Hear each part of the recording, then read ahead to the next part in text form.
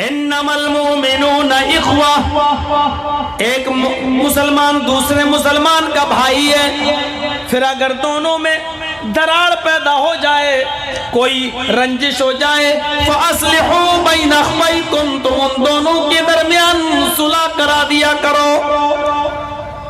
आए कौम के जिम्मेदारों, झारखंड वालों, मानिकपुर भगैया वालों, साहिबगंज वालों, बिहार वालों, झारखंड वालों, मुझे ईमानदारी के साथ बताओ, क्या हमारे समाज और सोसाइटी में सुलह का कोई दस्तूर है? सुलह कैसी होती है? या पता चला जलसे में एक लड़का एक लड़की दोनों रंगे हाथ पकड़े गए, बिठाल दिया, पंचायती होगी। अब पंचायती क्या होती है?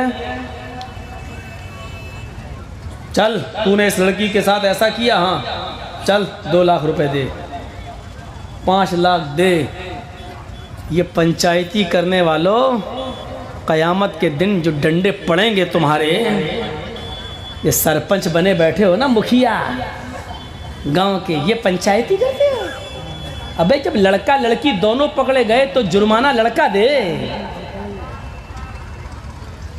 ये इंडिया के कानून में होगा, 18 साल से नीचे है तो नाबालिग। इस्लाम के अंदर नाबालिग नहीं, इस्लाम के अंदर जिसको एमसी पीरियड महीना शुरू होने लगा वो बालिग मानी जाएगी, चाहे वो 12 साल की लड़की ही क्यों ना हो। ये इस्लामी नियम और कानून है।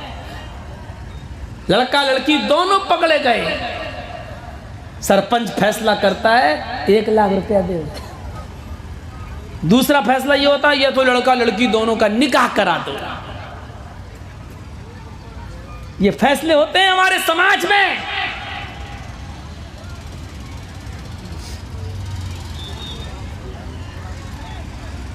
लड़का भी पकड़ा गया, लड़की भी पकड़ी गई, जबकि ऐसे कांड में लड़कियां जिम्मेदार ज्यादा होती हैं। सुन लीजिए, और फैसला करने वालों, तुम्हें बता रहा हूं, जब लड़का लड़की का केस हो तो लड़की का पक्ष जल्दी मत किया करो, क्योंकि अक्सर जुर्म पर उभारने वाली, बदकारी पर उभारने वाली लड़कियां होती हैं। लड़के ठीक है, लड़के भी, हम लड़कों को बचा नहीं रहे हैं, लेकिन लड़की अगर तैयार ना हो तो लड़का कभी जिना कर ही नहीं सकता। ये भी फैक्ट है। खुद मेरे सामने की बात है, कोर्ट में एक लेडीज वकील थी जो लड़के का मुकदमा लड़ रही थी किसी का, और मैं अपनी कोर्ट में तारीख पर गया था, तो वो जज को एक सुई और धागा लेकर गई थी और जज को समझा रही थी। मैंने अपनी आंखों से देखा, तो सुई को ऐसे ले जाती थी धागे की तरफ, धागे को सुई की तरफ, और सुई ऐसे कर लेती थी। देख रहा ना, ऐसे देखिए जज साहब, मैं धागा डाल रही हूँ सुई में, देखिए धागा नहीं जा रहा है। तो जज कहता सुई हटा लेती हैं आप, धागा कैसे जाएगा? तो कहा यही तो हम आपको समझा रहे हैं। अगर लड़की अपने आप को अलग हटा ले तो लड़का किसी लड़की के साथ जिना कैसे करे, रेप कैसे करे? जज कहता है ये आप कह रही हैं लेडी वकील होकर? तो लेडी वकील क्या कहती है? मैं लेडी हूं इसलिए लड़कियों की नस नस से वाकिफ हूं। लड़के खुश ना हो कि मौलाना साहब बचा रहे हैं आपको, बचा नहीं रहे हैं। हम पंचायत में फैसला करने वालों को ये बता रहे हैं, जुर्माना कभी किसी लड़की पर भी लगाया आपने? तुमने जुर्म किया, चल 2 लाख तू दे।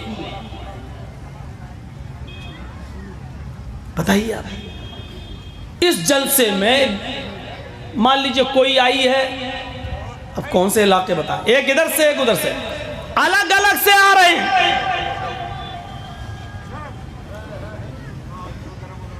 अलग अलग से पकड़े 2 गए, जुर्माना 1 पर लगा रहे हैं आप।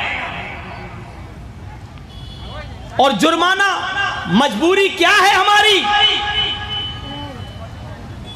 सरपंच की भी मजबूरी क्या है बताऊं आपको। सरपंच की मजबूरी है, लड़की को कोर्ट ज्यादा तरजीह देती है, पुलिस ज्यादा तरजीह देती है। अगर हमने लड़की के पक्ष में फैसला नहीं किया या यही मामला, तो अभी लड़का जेल की चक्की चलाएगा, क्योंकि लड़की सिर्फ इतना कह दे कोर्ट के अंदर या पुलिस इसने मेरे साथ ऐसा किया। तो पहले तो आप अंदर जाओ, कुछ नहीं होगा, पहले आप अंदर जाइए। सिर्फ कह दे, पहले आप अंदर जाइए। इसलिए लड़के वाले भी बचने लगे, क्या करें, जबकि गलती लड़की की ज्यादा।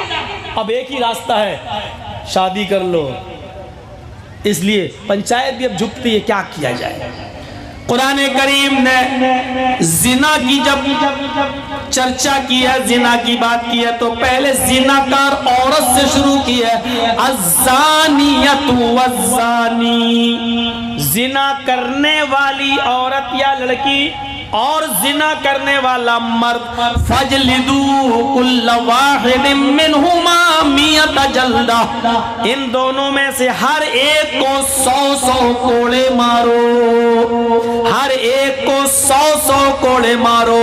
पहले जिना करने वाली का, बाद में जिना करने वाला का, क्योंकि जिना की शुरुआत लड़की की तरफ से होती है। लड़का तो जिना औरत के बुलाने या लड़की के बुलाने पर वो पहुंच जाता है, बहादुरी लड़का दिखाता है, लेकिन उकसाने वाली अक्सर औरत या लड़की होती है। जब तक औरत या लड़की किसी को उकसाए नहीं, लड़के ने कभी, अगर लड़की मना कर दे तो लड़का जिना कर ही नहीं सकता।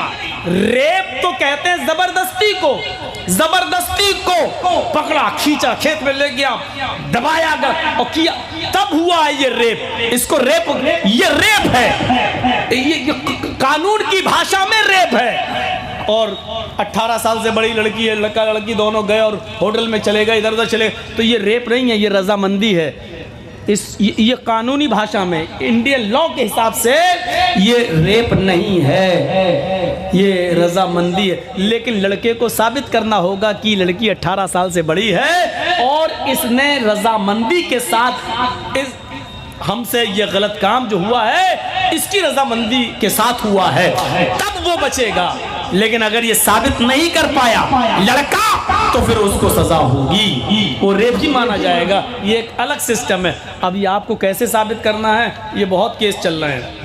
मैं तो 4 महीने रहा हूं अंदर ना, इसलिए मुझे मालूम है। तो मेरे भाइयों, फासलिहु बैना अख्वैकुम, सुलह करा दिया करो इन दोनों के दरमियान जिनमें तुम रंजिश देखो। देखिए, झूठ कितनी बुरी चीज है। जो एक मर्तबा अपने मुंह से झूठ बोलता है, फरिश्ते उसके मुंह की बदबू से 1 मील दूर भाग जाते हैं। 1 मील, अंदाजा लगाओ कितना दूर। हमने जो झूठ बोला, एक बार झूठ 1 मील दूर भाग गया, कितना। लेकिन अल्लाह के नबी फरमाते हैं, 2 मुसलमान आपस में लड़ गए, उनको तुम सुलह कराने में थक गए, मानने के लिए तैयार ही नहीं दोनों। नहीं, हट, मैं बड़े बाप का बेटा हूं, मैं बड़े बाप का बेटा। दोनों थक गए, 2 घंटे, 3 घंटे, 4 घंटे, मान ही नहीं रहे। आप जानते हैं, एक झूठ अगर बोलूंगा तो ये मान जाएंगे। आपने उन दोनों से झूठ बोल दिया और आपको मालूम है कि आपका झूठ बोलने से ये दोनों एक हो जाएंगे। तो अल्लाह के रसूल ऐसी जगह पर झूठ बोलने की इजाजत भी देते हैं। क्या कहते हैं? झूठ बोल दो उन दोनों को एक करने के लिए। लैसल कद्दाब अल्लज़ी युस्लिहु बैनन नास, जो 2 लोगों के दरमियान सुलह करा रहा है और उसमें झूठ बोल रहा है, तो उसको झूठा नहीं लिखा जाएगा। अल्लाह के यहाँ इन दोनों को एक कराने में झूठ बोलना पड़ेगा।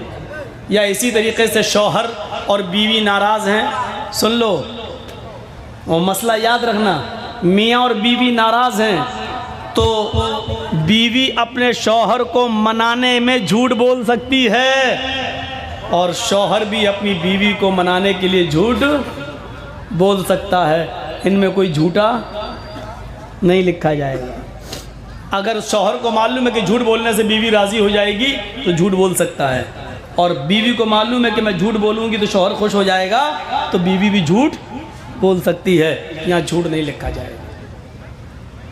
कितनी अहमियत है सुलह की।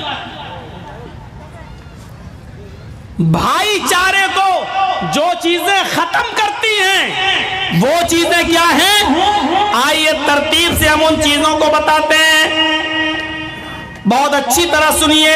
या अय्युहल्लज़ीना आमनुज्तनिबू कसीरम मिनज़्ज़न्न इन्न बअज़-ज़न्नि इस्म वला तजस्ससू वला यग़्तब बअज़ुकुम बअज़ा अयुहिब्बु अहदुकुम अन याकुला लहमा अख़ीहि मैतन फकरिहतुमूहु। ये चीजें भाईचारे को तोड़ देती हैं। ये चीजें एक मुसलमान को दूसरे मुसलमान से नफरत दिला देती हैं। ये चीजें एक मुसलमान को दूसरे मुसलमान से दूर कर देती हैं। या अय्युहल्लज़ीना आमनुज्तनिबू कसीरम मिनज़्ज़न्न, ऐ मुसलमानों, ऐ ईमानों वालों, तुम में कोई मुसलमान किसी दूसरे के बारे में बुरा गुमान अपने दिल में न रखे। इज्तनिबू कसीरम मिनज़्ज़न्न, ज्यादा बदगुमानी से बचो, ज्यादा बुरे गुमान करने से बचो।